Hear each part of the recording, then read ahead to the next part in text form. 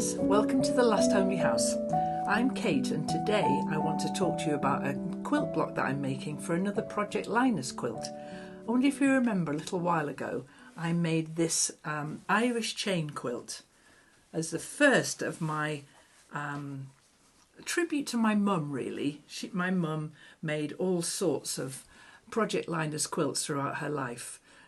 Dozens of them, and so when I was clearing her sewing room out I thought it would be nice. I gave the Project Linus quilts that were left to her local rep, but I thought it would be nice if I made a few to give to my local rep. Now I've been in touch with her and she's very keen to take anything that I might make, but I thought it would be nice if she had a little pile of quilts to take. So there's this Irish chain quilt, and if you remember I made it in 3 different sizes using 3 different sizes of square, and today I want to make another quilt that is just as simple.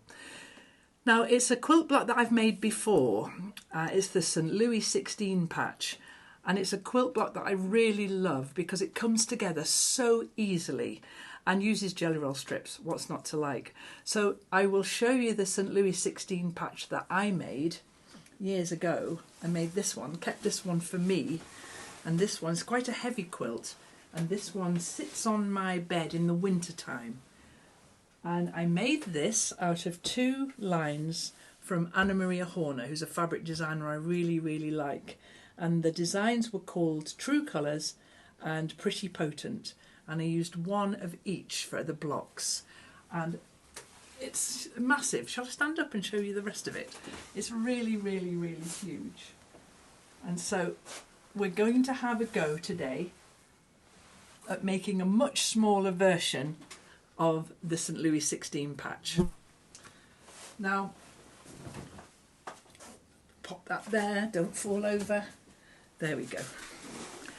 Now a little while ago I saw a studio sale from Heather Ross. I follow her on Instagram, and Heather Ross is another fabric designer that I really enjoy.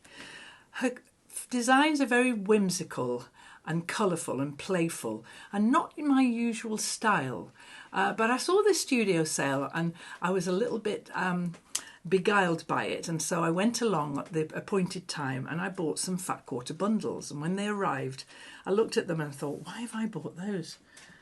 They simply don't fit into the kind of quilting that I do.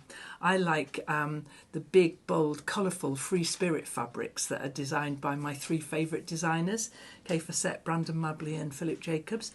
But these are beautiful too, and quite childlike. And so I decided that what I would do would be to use them just for these Project Linus quilts.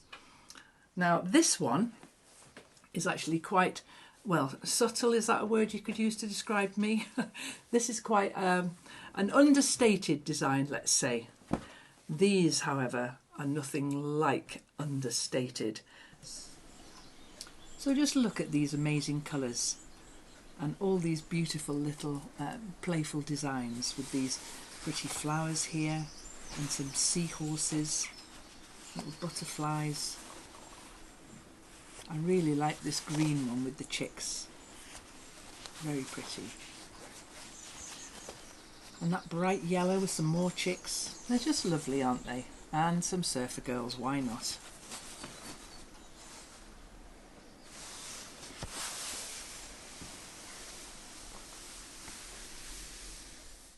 So a number of years ago I bought some Moda solid jelly rolls. I bought a green one in all shades of green, same with the blues, and I bought one that was multicoloured. And I kept them in a jelly roll for a long time because once you open them up they'll never look as pretty again. But here I've got lots of beautiful colours of jelly roll. So what I decided was that I would take these Heather Ross fabrics and just go completely bonkers, the exact opposite of the quilt that I made, the first quilt that I made. This is going to be for a very adventurous young person. So I'm going to show you how I make this block. It really is the simplest block to make. Irish chain's pretty simple. This is in the same ballpark. So what we're going to need then is to decide on the size of our block. And it's really the jelly roll strip that will determine that. So let's say we're using this beautiful one here. Isn't that gorgeous? And what I'm going to do then is match this up with this one here. They work together beautifully, don't you think? Yes, I like that one a lot. So I've selected these two because I think they look fabulous together. Now, a fat quarter bundle is 22 inches wide. It's half the width of fabric, and that's what I'm going to do now. I'm going to cut my half width of fabric, a 2.5 inch strip. Now this is a Genius ruler, it's 2.5 inches wide, so I'm going to cut my strip from here 2.5 inches,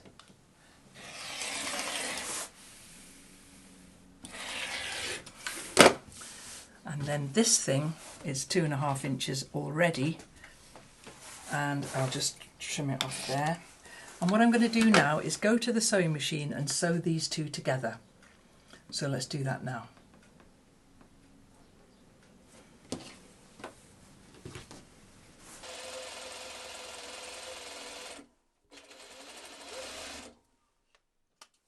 So I'm simply going to cut this in half.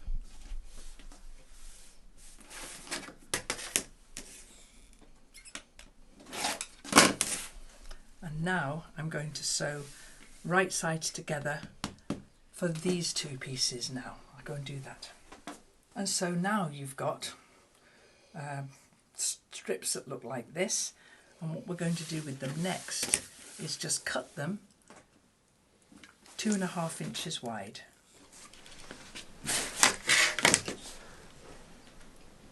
Just tidy that edge up there.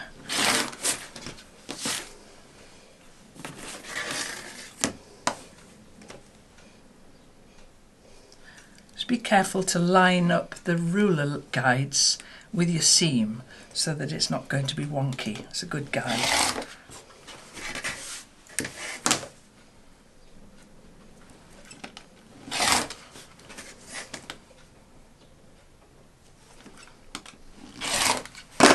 And then that little bit of waste is all you've got if you use a 22 inch strip. And now the next thing, this is the Genius thing. Are you ready? So we flip that one round and we flip that one round, and there we have our little mini checkerboard, our St. Louis 16 patch. We sew this to this, this to this, and the whole thing's finished. It's the simplest block, and because when you pressed this, you pressed all the seams going one way, it means that these seams nest together beautifully, and I love nesting seams. So I'm going to take this to the sewing machine now and sew these together. Now, if you're making loads of these, then just chain piece them. You won't have to make them one at a time. And so you can get a whole production line going and get the chain piecing going. So I'm going to go and sew these together now.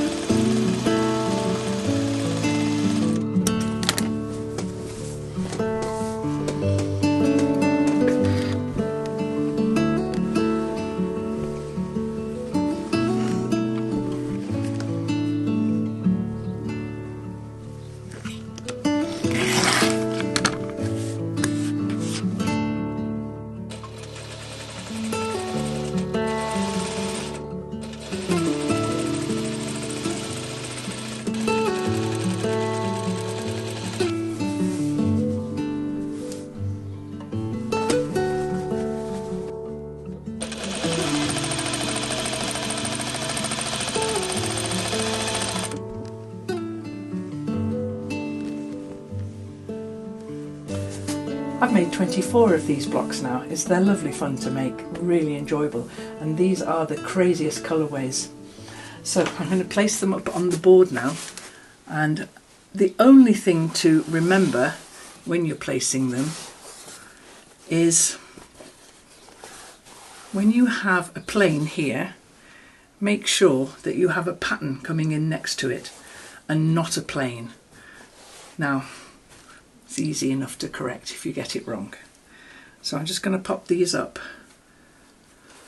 Another thing that I would say is, let me find one that is, if you've got a fabric that's directional, like these little mice are, then when you cut it and turn it round, the mice will be going in different directions. We have to let go of the fact that these fabrics may be directional, not mind that at all. And I'm just going to put them up 4 by 6, just any old how, and then step back and rearrange them.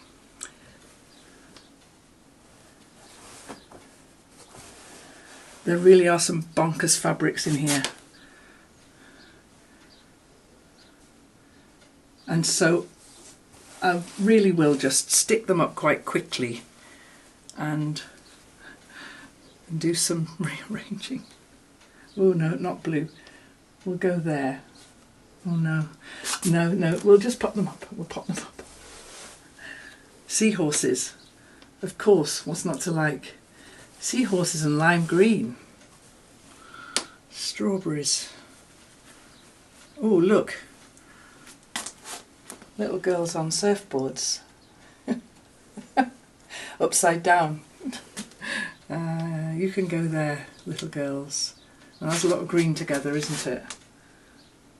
Okay, let's pop it there for now. 2, 3, 4. Okay, this is going to take all day if I do every single one like this. Let's just pop them up and see what happens. That's a lovely one. Pop that up there.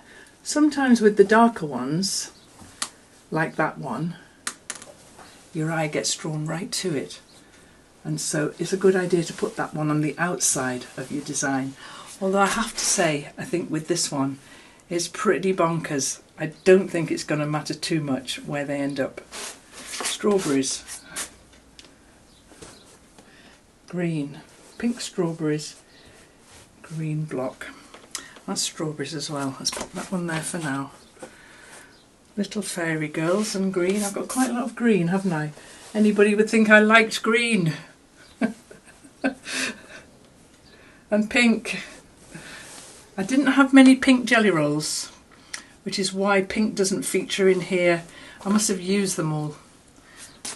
Pink doesn't feature in here quite as much as you might imagine. Purple and little chickies. You can go there. And you look quite nice there.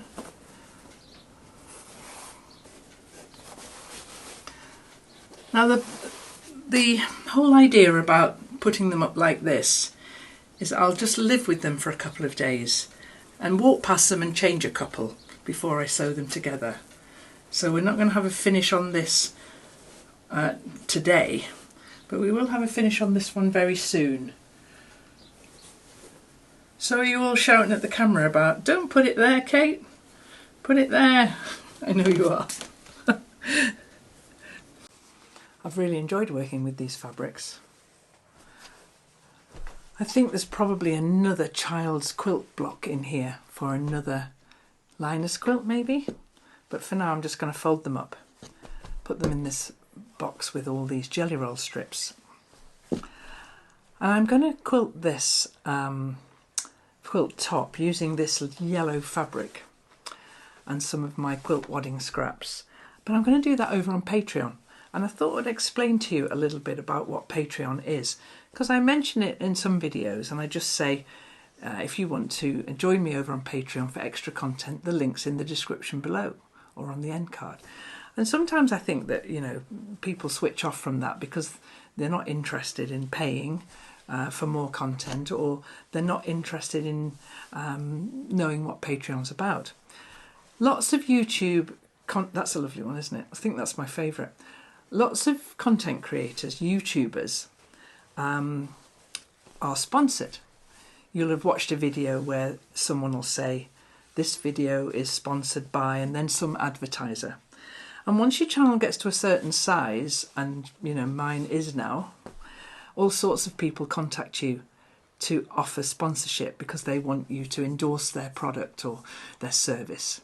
And so I get asked now, maybe, I don't know, once a day I get an email now asking if I would like to sponsor something or other. It's never anything I want to sponsor, because I would never advertise something on this channel that I wouldn't be prepared to use wholeheartedly myself. And so far that hasn't happened. I mean, there's been the Spoonflower thing, which has been fantastic because we've really enjoyed working alongside them.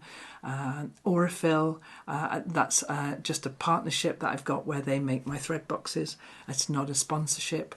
As well, there's the Free Spirit, the people at Cotton Patch, where I get all the Free Spirit fabrics from. Again, they're just a really lovely supplier that I really enjoy working with. So they're not sponsoring me either.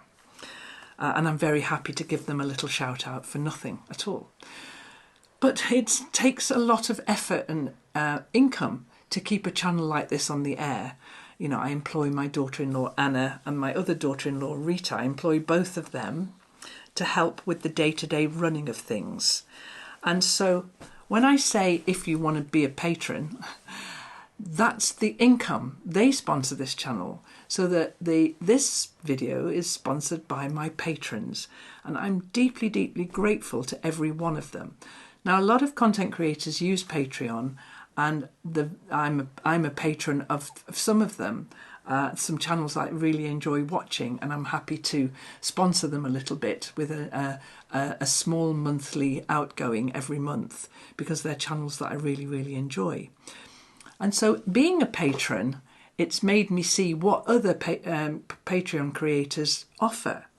And so for my patrons, I offer generally two tiers. There's the $1 patron, which is just like, thanks, Kate, we like what you're doing.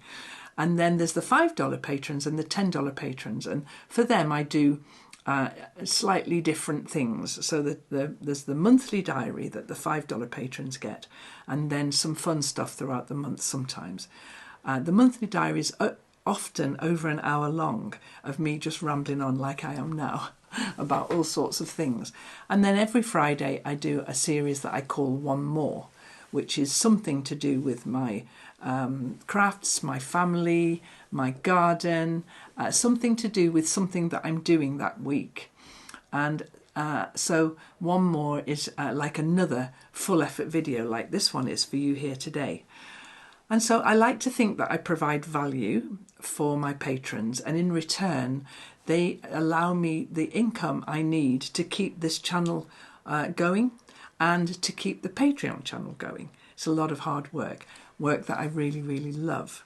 And so I just thought I'd give you a little bit of an extra explanation about Patreon, because I sometimes say, if you want extra content for the price of a cup of coffee or a magazine, then go to the link in the description below.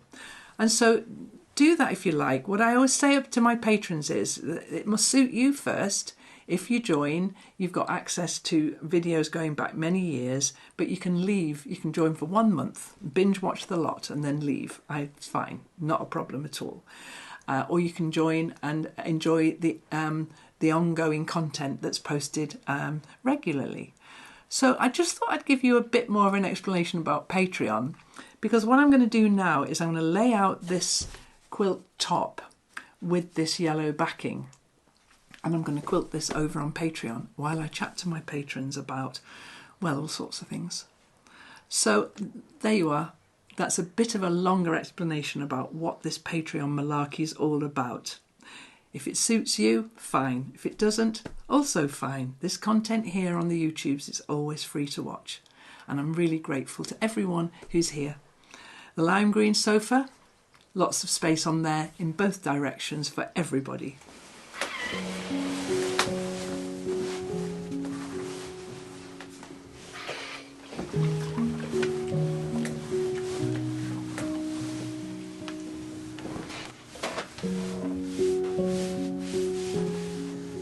So thank you for watching. I hope you've enjoyed this video. I'm going to pin this quilt top out now, and I'll see you next time with something else.